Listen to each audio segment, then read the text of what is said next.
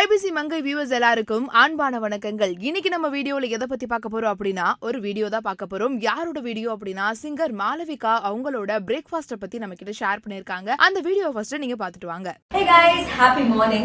So I just finished my workout and generally வந்து breakfast நம்ம prepare பண்ணலாம் அப்படினு சொல்றதுனால how I prepare myself for my breakfast அப்படிங்கறது உங்களுக்கு காமிக்க போறேன். Strawberry, blueberry, papaya. And this is going to go in my sandwich. Ta-da! And some fancy sauteed mushroom and spinach. All ready for my breakfast with my favorite plant protein powder and supplements.